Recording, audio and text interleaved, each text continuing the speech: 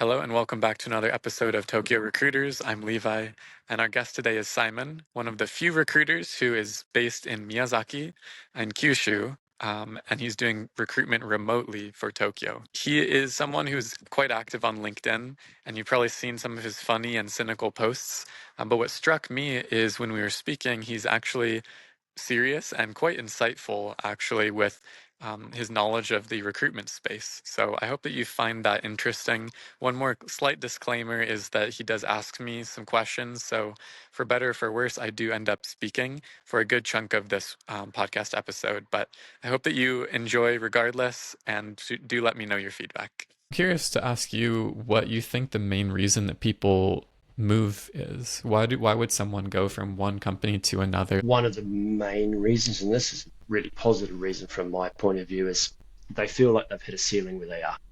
Okay, so they're not developing anymore. They can't see who they're going to learn off or get better from. That's a good one. Or again, they've got management aspirations, but for the time being, there's nowhere to go. That's a really positive reason why somebody would be leaving a business. Another reason might be the company changes the way they do things. That is going to have a negative effect on some people. If your ability to be successful and make money is changed by a fundamental change to the business, that's a reason to leave. All right, Simon, welcome to the podcast. Morning, Levi. How are you doing today? I'm doing very well. Yeah, it was unfortunately not a big wave day like yesterday, but we'll get out there. Hopefully tomorrow, the wind will calm down a bit. Hopefully one day we'll get a chance to go out together. I was kind of hoping we could have done this on the beach, but it's probably better quality here, hey? That's true.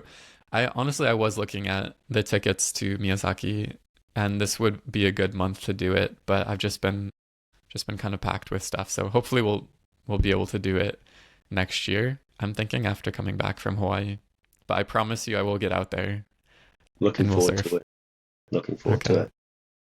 It'd be good to understand a little bit more about your background and what brought you to recruitment originally. I know it's kind of a unique story, so do you mind to just start there and let us know, your kind of background? Okay, so I'll take a bit of a jump back. So I met my wife in New Zealand. We were originally coming to Japan for 2 years and then go back to New Zealand. Got here, originally went to Osaka, and we'd both been living by the beach in New Zealand. Kind of Osaka's very different to the beach in New Zealand. And both kind of went, might be better if we try her hometown, which is Miyazaki. I didn't really know a lot about it, but got lucky in a way. Great waves, great lifestyle. It's a very much a New Zealand style lifestyle. So ended up here. Obviously, there's not a lot of work down here. So started off by teaching English, and I reached a point where just didn't want to do that anymore because, I like to be able to see results from what I'm doing, and wasn't getting that in English. So started a wine importing company, did that for a while, and just one day randomly in the supermarket I met this guy Darren Wada, who was a Robert Walters recruiter. He kind of came up to me and said, "Hey, what do you do? I've built a new holiday house down here. You want to come over for dinner?" So he basically picked me up in the supermarket, and we ended up becoming friends. And he was always coming down here on his holidays. Eventually, he moved to Singapore with Recruit to start their business over there, but realized with his kids that, coming back to Japan, wanted to bring them up somewhere a little bit less hectic than Tokyo. Also didn't want to go back into a big company. So he'd been doing regular recruitment in Singapore, and they were using Rec2Rec. And he'd never really heard of people doing it here. And so, doing a little bit of digging, it turned out there was Rec2Rec here, but it was mostly high-level roles originating from outside Japan. There's a bit of an idea, well, maybe I can do that from in Japan, but not have to be in Tokyo. I don't want to go back to Tokyo. So about the time he came back, Abenomics had just started, and that obviously affected the strength of the yen, and it made importing wine more expensive. And being a small player, we didn't have the margins that some of those big companies have. So I was kind of looking for a way out. I'd started businesses before. He hadn't started businesses as an owner. He'd started teams, or business lines. And so he just said, why don't we give this a try? And also, in all honesty, I got sick of working in Japanese. I can speak Japanese, but I don't like closing in Japanese. So Mm. working in Rec2Rec was an opportunity to get back into working in English. And I really enjoyed it. I don't want to. This sounds a little bit. Maybe it sounds a bit funny, but I think recruiting is easier than teaching English Hmm. because you put the work in, you can see the results. And Mm. also, it's definitely easier than selling wine, as far as I'm concerned. The work-life balance is better, and you know the profit margins are also much higher. So that's how that came about. We used to come to Tokyo, every month. One of us would have been there every month, but COVID kind of changed that. Now we're up 3, 4 times a year. Everybody's gotten used to this video type thing, the phone calls. So yeah, I guess we were kind of ahead of the curve with the remote work, but we're in the office every day. I'm not in the office now. I'm above the office in one of our holiday apartments just because our office is quite noisy. But yeah, that's the origination story of DS Recruit and how I got into recruitment. So, how long have you been doing it now? 10 years. 10 years. Okay. So, Mm. very much a veteran and only in the rec-to-rec space. Do you also work in like HR, or what exactly is the coverage? Okay, so right at the moment, it's about 95% like rec to rec, agency to agency. Hmm. There was a point where, several of the people we'd placed as internal TAs or HR people were in SaaS companies. So, Mm. you know, some recruiters, especially Japanese recruiters, go out of agency recruitment and they might go into sales or tech sales. So there was an opportunity to do some roles in that area. And I think in probably the last year pre-COVID, maybe 50% of our business was actually with SaaS companies, whether it's HR or ex-recruiters doing sales or something along those lines. But the way the market is now, it's mostly rec to rec. Interesting. And I guess the one thing I do want to talk a little bit more about your personal story, and we'll go back into that in a sec. But what I'm really curious about is my image of Rec to Rec. It's really hard for people to move because you kind of get a business area, right, that you're looking after, and it's really hard to want to leave that, and take a risk, I guess, to join another company. But just maybe speaking a little bit about that, like what makes Rec2Rec profitable for you? Is it mostly like big companies, people at big companies moving to other big companies, or is it small, you know, company billers that are looking to join a bigger company, or vice versa? Like, where is really the money coming from? To be honest, it's all over the place. Okay, now when we Mm. started this, dealing with rec to recs or talking to rec to recs in Hong Kong and Singapore, they were like, do not work with big companies. All right. If you're doing rec to rec, you want to be working with the small players. Okay. Now, how it turned out is because we were kind of a new business idea in Japan. A lot of the smaller companies were like, why do we need this? This is stupid. What a dumb idea. So our original clients, a lot of them were bigger companies. Okay. And it also helped that Darren had been at Robert Walters because around the same time he left, several of the senior people left and started their own businesses or were running other businesses. So we had we had connections to get in there. Okay. And then, you know, my understanding, I don't know how true this is that, Levi, if you look at recruitment in Tokyo, a Mm. lot of the homegrown companies originated from East West or something similar. Okay. And so Hmm. there was a story that a whole lot of those owners got together early on and basically said, can I swear on this podcast? Go for it. But basically said, fuck these guys, what are they doing? Let's not work with them. Okay. Now, a couple of those people were like, no, this is a good idea. It can help grow the business. Okay. And so Mm. I think generally it's easier and we can add more value to some of the smaller companies because they might not be out there. And a case of one of our clients that was a small boutique when we started, they're now one of the bigger companies in the market. They don't need us. Okay, they've got Mm. their own system, their way of doing things. It just didn't make sense to continue. So we parted ways. Hmm. But revenue wise, some months, some quarters, it's big companies, other quarters are small companies. Mm. Where do we add value?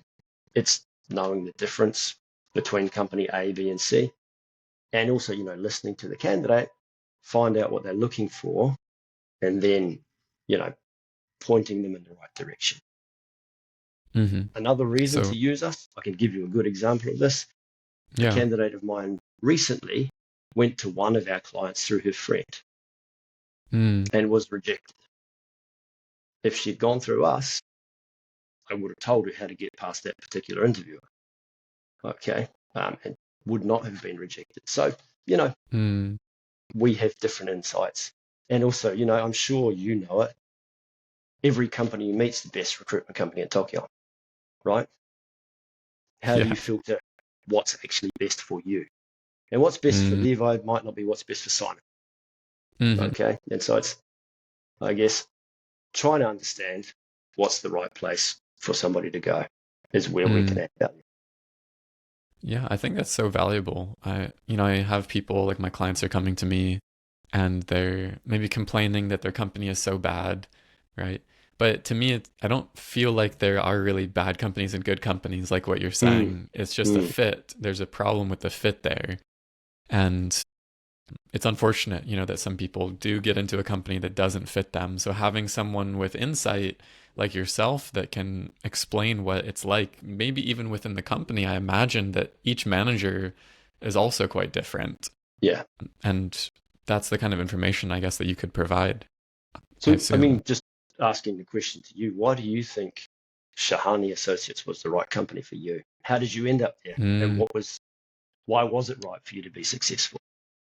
flipping the script. I like Yeah. it. What was right about it? Well, what I saw is that they had a very stable business. Like there was revenue that was coming in from a long-standing business of like 10 plus years. And I knew that they had good practices as well. And part of the good practices was like this long-term mindset, right? That they were the motto was putting people first. So with candidates and with clients, it was all about what is like the long-term, you know, plan for these people. What are we going to do to actually advise them instead of just make it a one-time transaction, but really like give them the honest, our honest opinion about what to do in the situation. And I think that like morally that kind of spoke to me. Like I didn't want to sacrifice my morality for making a deal. And I did interview with some companies that were like putting that, juxtaposition of what are you going to take the money or are you going to do what's right for the candidate. Mm, And again, for me personally, it was really important that I wanted to be able to sleep well at night and, advise people how I would want to be advised and tell mm, them, the potential downfalls, downsides up front. So I think that, yeah, the kind of values, the fact that, again, the business was really stable. I could see myself like making good money there and learning from the people there was were really the three reasons why I joined. And it was not a perfect place. It definitely was not perfect when I first joined. It's still not perfect now, but it's gotten a lot better. I like to think I was like part of this change as well. But I think that more companies out there are probably not as quick to change, right?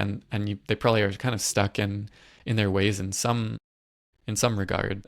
I guess continuing along this thread, it's funny because recruiters should be really good at maybe identifying what they want, right? And also they should, in theory at least, trust other recruiters to help them and advise them, right? Like, why would you go through your friend if you can use a recruiter, if you see the value in recruitment truly, mm, right? mm, So it's kind of funny to see how poor I guess some recruiters are with going through their like a recruitment process. mm. I'm curious to ask you what you think the main reason that people move is. Why would someone go from one company to another? Like I'm sure there's, a variety of different reasons, but what do you see are like the most common reasons? Okay, so one of the main reasons, and this is a really positive reason from my point of view, is they feel like they've hit a ceiling where they are. Okay, so they're not Mm, developing anymore. Okay, they might be the number one in their particular team or their division. and they can't see who they're going to learn off or get better from. That's one. That's a good one. Or again, they've got management aspirations, but for the time being, there's nowhere to go. Okay. Mm-hmm. So that's a really positive reason why somebody would be leaving a business. Another reason might be, again, a negative reason. The company changes the way they do things. That is going to have a negative effect on some people. Okay. So if your ability to be successful and make money is changed by a fundamental change to the business, that's a reason to leave. Compensation changes. Don't change the comp. All right. You change the comp, you're going to lose people. Mm. All right. So that's another reason somebody leaves. Another reason is just, maybe the culture of their team changes, or somebody leaves Mm-hmm. the business that they worked really well with, got on really well with. That's another reason to leave. Okay. Okay. And then again, maybe the company is in the wrong space for that time and nobody's doing Mm-hmm. it, then you have to leave. Yeah. Yeah, it makes sense. I like how you shared the positive and the kind of negative reasons to Mm. go. Just changing gears a little bit here. I'm curious. You're pretty active on LinkedIn. And I saw Mm. your post this morning as well. What is your LinkedIn strategy? Do you have a strategy for LinkedIn or? Okay, so honestly speaking, partially, Rebecca's appearance on the screen has forced me into this. Also, Mm, seeing people like yourself on there has kind of pushed me into doing it. mm, I think, you know, going back to, Levi, the 100 million yen biller, okay? Most of the 100 million yen billers I know, I don't see them on LinkedIn, okay? mm, But, you know, both you, Rebecca, a couple of other people have made me realize most of my potential candidates are on LinkedIn all the time. So mm, what's the strategy? Look, I think it's pretty hard to consistently come up with interesting content. Maybe over time, my personality is coming out a little bit more. The cynical kind of trying to make fun of us in the industry or myself personally is mm. coming out. But the strategy is just to stay visible and hopefully add value. Or when I say add value, I don't mean it has to be, helping somebody get to be a better recruiter. It can be making somebody laugh, all right? Mm-hmm. Or it can be making somebody see something differently, but hopefully, adding some kind of value, which again, what recruitment is, add value, okay? Mm-hmm. But in a perfect world, I wouldn't have to be doing LinkedIn, but I do. Yeah. Recruitment's changing, okay? Has it been effective for you? Like, I'm not sure how long you've been really active on LinkedIn, and I'm curious, yeah, with that, was there any leads that came out of it so far? I know it takes Yes. time, but So even going back a wee while, I think maybe this was off our website, not so much LinkedIn, had something about surfing on there. And a potential client called me up and said, hey, I saw that thing about surfing. It's something different. You got my attention. Let's talk about working together. Okay. mm, And I've had other situations. There was a placement we made last quarter, and there was somebody we'd had as a candidate in the past, and we should be following up all the time, but maybe we hadn't been. And he saw something that I'd posted, contacted me, said, hey, I'm on the lookout. So we managed to place him where if I hadn't made that particular LinkedIn post and he hadn't seen it, mm, we wouldn't have made that placement. Okay. On the flip side of interesting. that, I've spent more time doing stuff. It's not a lot of time, but I'm just looking at this quarter and how many candidates we have in play. I don't have as many candidates in play that I've directly sourced as I normally would. So it's Mm, more come from Darren and Miyuki's side. Is that just a timing thing, or is that because I've spent less time like directly going out to people? I don't. mm.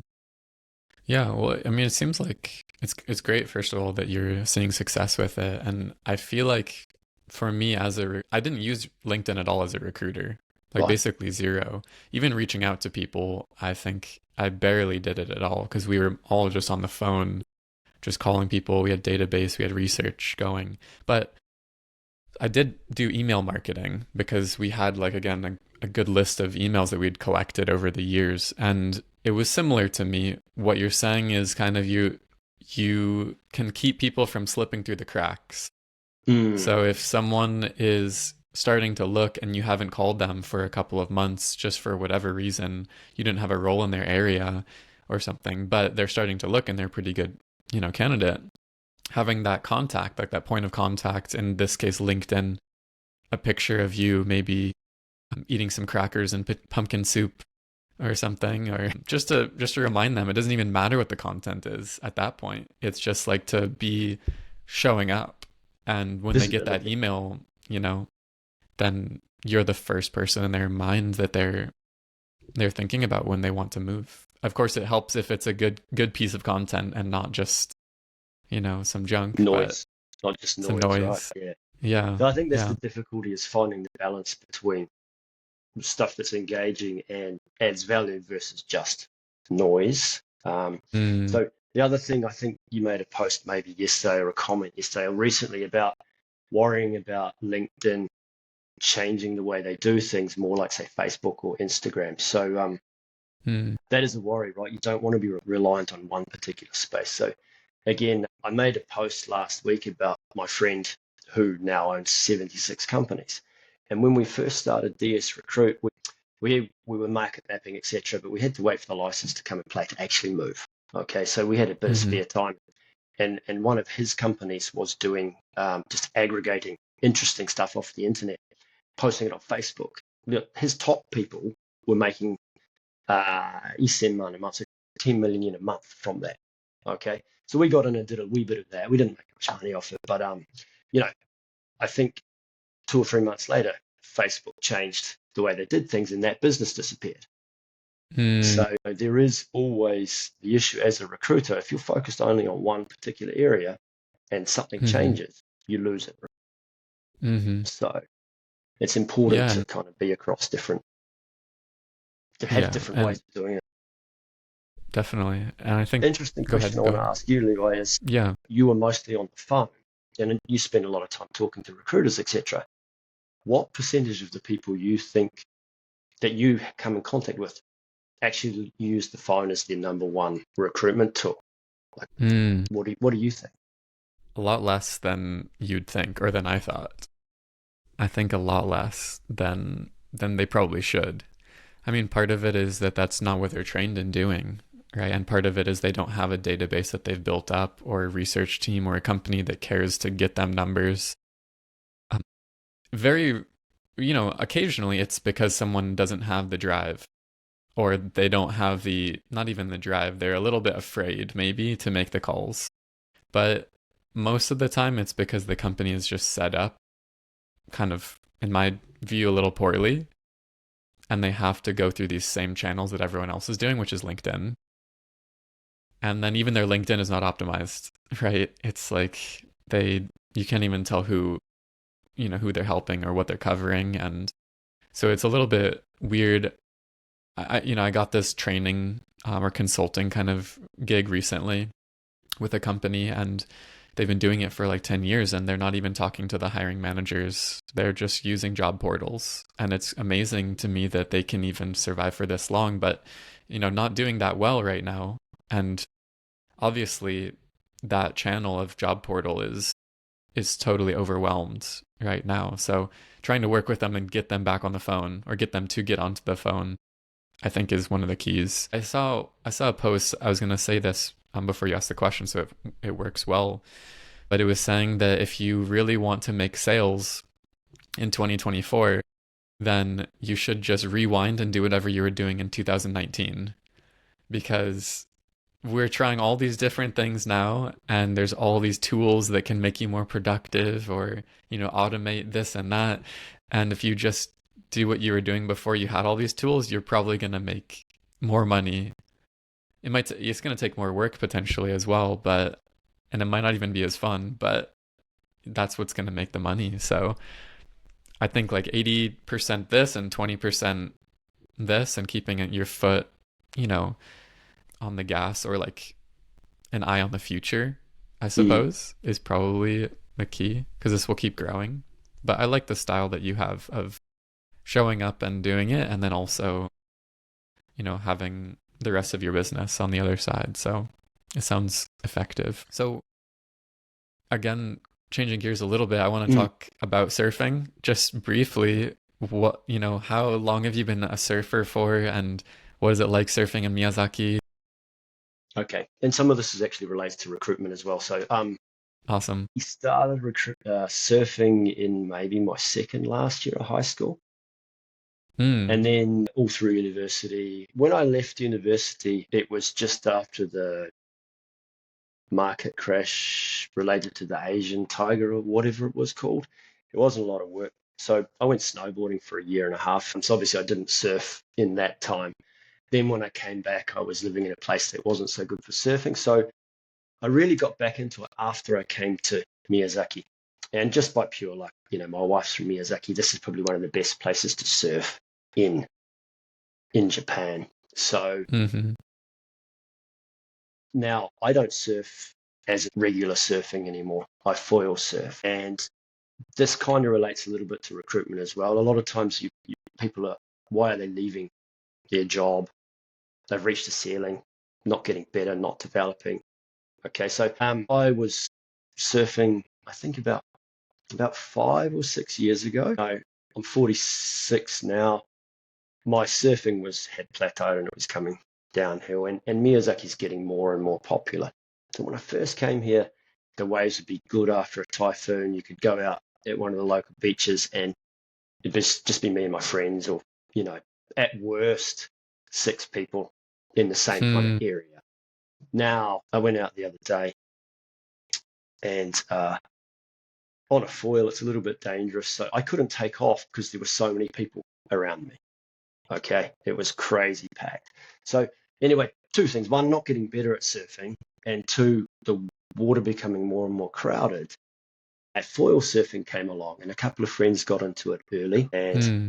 I kind of just followed their lead. And the big thing about why to do that is you're starting from zero, but you're learning every day. Okay, so Hmm. first was prone foiling, which is like surfing, and then still there's plenty of improvement to go, but kind of reaching a little bit of a plateau, moving on to windsurfing, using the wind. And so it's the constant learning thing that keeps me engaged. And I'm in the water almost every day. I haven't been in the water for 4 days because I went 5 days because I was in Tokyo last week, but hopefully I'll get in the water later today. But the big thing about surfing and foiling for me, two things. One is to get your exercise and to get out in nature. And two is that constant development and learning. So, you Hmm. know, I think if I hadn't started foiling, it probably would have also had a negative effect on my recruitment as well. Okay. So, trying to learn things and do new things can get to a point where what do I do? How do I develop? How do I get better? Okay. Hmm. So that foiling thing has added that part to my life, and I think it's made a difference. Mm. Is it the actual mechanics of foiling that are like a little bit easier on, I don't know, the joints on your body? Or is it purely just because it's something new and different? I think it is a little bit easier on your body after you get used to it. At first, it's way harder because you're falling off, you're getting hit by the foil, and. But I think also because with the surfing, there's so many more people in the water, so many more good surfers in the water. You're not getting as many good waves as you did in the past. Whereas the foiling can take you to different places, you can ride different waves, do different things. And so also, um, like, because I joined almost at the start of foiling, the whole foiling world is improving and everything's getting better. So it's constantly changing. Whereas, surfboards haven't changed that much in the last 20, 30 years, right? Some of the technology for the materials has changed, but the actual, surfing hasn't changed a lot over the, Hmm. the time I was doing it, right? Hmm. Interesting. So, I mean, I'm hearing, like you said, there's some parallels for this and recruitment, because maybe I imagine that there are some people out there who have kind of plateaued in their Mm. business, and maybe they're making decent money or really good money even, but they're not feeling so excited maybe about what they're doing. And there's that maybe the feeling of, do I want to give this up and start from zero? and start from scratch. Is that But what you did? I mean, what led you to change, stepping away? well, yeah, I mean, that was basically the exact reason. I didn't consider recruitment as an option at the time. Like joining another company was not really an option for me that I was considering. But part of that I think was because I wasn't really talking to other companies and seeing what was out there, right? I think there's a couple of contacts that I had and places that I hadn't joined. But if I would have really thought about it, okay, what are the things I don't like? If I don't want to continue just sourcing candidates, you could join a company where you're just doing the advising and the closing and the BD, right? And maybe that would have actually been more interesting and like maybe a lot more lucrative than what I'm doing right now. That could have been another option for a couple of years. So I think maybe like not knowing was one reason why I didn't choose that. I would never say no, I'm not coming back to recruitment. I would potentially go back if I need money, but right now I'm enjoying my life, you know, and that's the most important thing to me is like enjoying it and helping people. So I feel like blessed that I can do that. But yeah, I think a lot of people probably are worried starting from zero and building back up. There's a risk that what if I can't even learn foiling, right? What if I can't learn this new recruitment business? What am I going to do then? Is it going to be even as fun or as interesting? But maybe just that variety. I guess when you're starting foiling, did you did you love it from the very start, or was like the learning curve was kind of difficult to pick things up, but now you like it even more than surfing? Or I mean, the learning curve was difficult, and you see some people start and give up, but I'd seen a couple of my friends start and get better. Like, so you can see, like, mm, at first, it's like when you first start surfing, you go back and you can't do anything. mm-hmm, And, it's pretty humbling. And a lot of, mm-hmm, I don't know what your thoughts on, a lot of surfers are quite pig-headed, like recruiters, and they won't change and they don't want to do things differently. And so you uh, have to kind of be a little bit like, okay, I'm okay with looking like an idiot again and mm, learning this and getting through it. But I think also foiling's a little bit like snowboarding. So once I got mm-hmm, used to like kind of controlling the foil on the takeoff, I picked up the riding part reasonably quickly because I had the snowboarding skills. But mm-hmm, then the next step is learning how to pump, so you can go out the back and catch more waves. But there's always mm-hmm, something new to learn. Okay, mm, which is why it's still engaging. Maybe it'll reach a yeah, point where I go back to surfing. you're over it. Yeah, Yeah, but at this stage, yeah. I'm constantly learning. Talking about the pig-headed ness of surfers, I remember when I was a kid in Hawaii, and I actually liked like stand-up paddling better than surfing because I realized very quickly that you could catch more waves if you're stand-up paddling because you can, like you said, go farther out past the surfers and you can get a wave when it's still forming. And so by the time the surfers are trying to catch it when it's peaking, you're already on it and you've made a couple turns. So I was like, this is way better. It's like a huge advantage. But passing all the surfers, like looking down at them as you're paddling, they're all just giving you the stink eye, the kind of dirty looks, like screw this guy who's, having this advantage. But then I, found surfing later on and it's a whole different feeling and it's a whole different beast, right? So the variety I think is the key. But it is funny to hear, like, yeah, those surfers did not want to try stand up paddling because then they would be that stand up paddler guy, or that foiler out there who's, causing waves or, catching, not causing waves, but catching all the waves or standing out a little bit. So, yeah, it is interesting. And it's probably the same as recruitment, right? You see or hear of a new company doing something different, and Mm, like everyone's like, what are those guys doing? You know, mm-hmm, and kind mm-hmm, of looking down on it because it's different. But then if the success holds, people start to follow and copy, right? But at first, it's like, mm-hmm. you know, again, you've probably had some of this. Who's this Levi guy all over LinkedIn Yeah. these days? Like, what's he doing? Okay, Uh, yeah. probably the same thing, right? Yeah, it's similar.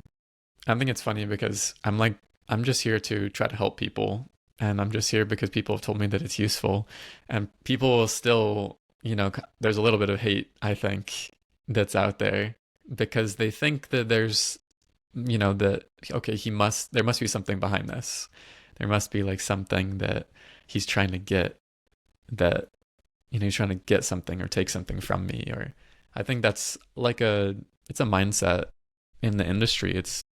I don't know. Do you think it'll go away?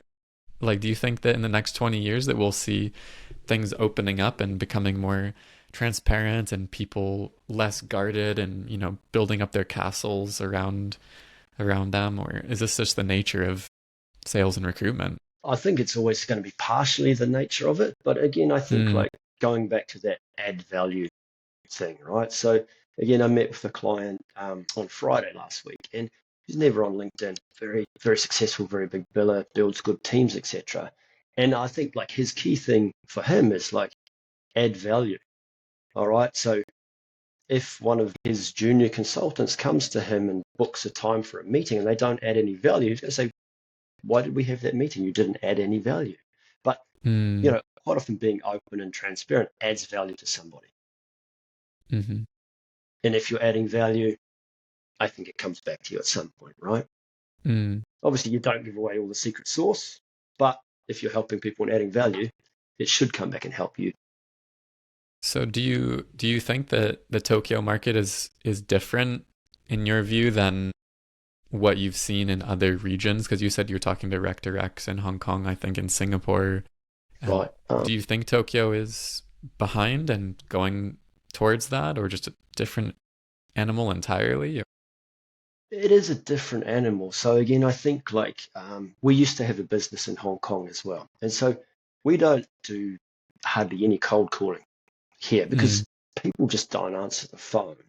And, we have had some very successful cold calls that led to a lot of business, but usually it's some kind of warm call or an approach to set up a call. Okay. mm, And maybe we're doing it wrong. I don't know. But in Hong Kong, like if I decide I'm going to call 300 people, at least 200 of them are going to answer their phone and have a mm, conversation. So they're much more willing to engage. But having said that, if I speak to 200 people in Japan, I'm going to place a lot more of them because it's harder to build that relationship. But once you've got the relationship, hopefully it holds. mm, Okay. So I think, you know, again, if we look at Hong Kong or Singapore as an example, quite often their recruiters are more niche than we are here, as an example. So again, even working Hong Kong, doing Rec2Rec, I only really focused on legal and financial services recruiters. Whereas here, interesting. I do everybody, everything. Hmm. Okay. But I think because you have to be able to build a relationship here, the good recruiters level is quite high. So again, Mm, I had a meeting again with Murray, who used to run Experis. mm, Okay, he spent time back in New Zealand, and he was saying, the level of recruitment here, of the consultative side of it and the relationships, is higher because you have to. You can't be mm, transactional. Candidates don't fall off trees. Okay. hmm. Whereas again, if we look at say Singapore as an example, your client relationship is really, really, really important there. And if you can't deal with the clients well, I don't think you can succeed as a recruiter. Whereas here, you can. It's always important to be really good with the clients, but if you're really good with candidates, there are some companies where you can be successful by partnering with somebody else. Okay, so in some ways, Tokyo is behind, but because of the big difficulty on the candidate side, generally, I think the quality of recruitment is higher, the Hmm. relationship part of the people who do it right. Okay. Hmm. Yeah, interesting. That's my Yeah, that's thoughts, a but I might be wrong. But from what I've seen, and what I hear from people who leave Japan and go somewhere else, that's what we get. nice. Yeah, it makes sense. And do you mostly place like manager level people, or do you ever place people that have no experience in the industry at all coming into recruitment, or what do you usually look I for mean, candidates? it's a mixed bag. Okay, so like if I look at the last quarter, placements we made, like a couple of senior people, then a couple of people with 2-3 months experience. So Mm, it varies. Okay. mm-hmm, Obviously, the more senior people, the fees are higher, and it's usually mm-hmm. easier working with senior people. Yeah. Um, like we do a mixture of roles. And again, that person we placed last week with 4 months experience, if they stay in recruitment in 5 years' time, they're going to be a decision maker. So Mm, you're building you know, you have to do mm-hmm, what you have to do in Rec2Rec. mm-hmm. It's not something you can say, I'm only going to do directors, because how many director roles can you place in a year? Okay. Yeah. So if anyone's listening to this, I guess it doesn't really matter what level they are, as long as they have a couple of months of experience, then you'd like to Mm, talk to them. Is that? absolutely. Or again, if they've got sales experience, good sales experience elsewhere, Mm-hmm. um, then that's also possible. Like an example, there's a person we placed with sales experience from Canada, put them into S3. In his second year at S3, he was the top biller, okay, Hmm. because he had good sales experience, right? Mm-hmm. No Japanese, none of that. Or Wow. somebody who's got really strong Japanese, or it's a Japanese Mm-hmm. person with good English, then Mm-hmm. yes, we can place. Mm-hmm. Even with no skills, like no sales skills or anything. Mm. Mm. If they've got really good language skills, yes. Okay. Sales Okay. So experience is always preferable. yeah. So language skill, or if you're just pure only English, but you have good sales skill, you can come into the industry without too much of an issue. Again, timing, sometimes nobody's going to get hired at that level. Other times, Mm-hmm. there's plenty of opportunities. Yeah. Mm-hmm. But Do you again, see if you look the? at, Yeah. so Go if you ahead. look at, say, Robert Walters as an example, they generally only hire people who don't have recruitment experience. They might have sales experience, or they might have been an Mm-hmm. English teacher or whatever. And again, Mm-hmm. English teaching in Japan is quite often sales. Okay. Hmm. You're not, you don't often get the clear results from the students, but let's say you're teaching children, you have to sell the parent that you're making progress. Because if that Hmm. doesn't look like they're making progress, they're off to the next different school, right? So, Hmm. it might not look like it, but it actually is sales in a way. Yeah, makes sense. If it's like eikaiwa, I Mm, guess. In mm, Jet, I don't think we have to do much selling, right, right. but But but it worked out. generally produces people with good language skills and a good understanding of how Japan works, right? Mm-hmm. Mm-hmm. Okay. So yeah, it's good to know, I guess, who could potentially get a job Mm. in the industry and succeed, and what kind of skills. Do you notice that age wise that companies tend to hire people that are mostly in their 20s, or is it okay for people in their 30s to get in as well? I mean, to first get in, it generally they want people in their 30s. Again, if you've had good sales experience in your 30s, that's okay. I mean, Mm-hmm. if you look at DS Recruit, okay, I started recruiting when I was 36. Okay. Mm. Darren started recruiting when he was about the same age, maybe a little Wow. bit older. Okay. We both had sales experience Wow. before, but when he was at Robert Walters, he was consistently top three, four billers. Okay. Mm-hmm. Doesn't fit the profile of the young early career type person. Mm-hmm. And again, I think in Q2 this year, our average placement age was 48. They were all experienced though. Wow. Okay. Yeah.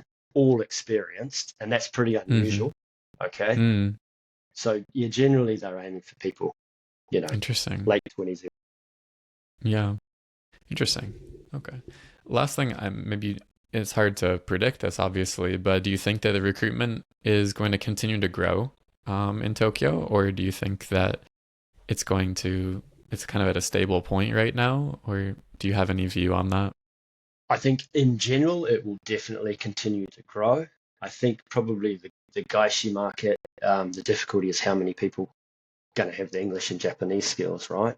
But Mm, you know, so down even in Miyazaki as an example, all the business owners I talk to, their biggest issue is ability to hire good people. That's not going away in mm, Japan, right? That is mm-hmm. definitely not going away. So I think the recruitment market is here to stay. It probably will continue to grow because it's just going to get harder and harder to hire people. Yeah. Interesting. Well, hopefully that's a bright outlook amidst all the other things that are going on with AI and everything. We'll see. Thank you. Is there any other things that you wanted to share, I guess, with anyone out there? Not really. I guess, the advice to recruiters, add value. If you're adding Mm. value, you're doing a good job. If you're not adding value, what are you doing here? Mm. And what is value as a recruiter?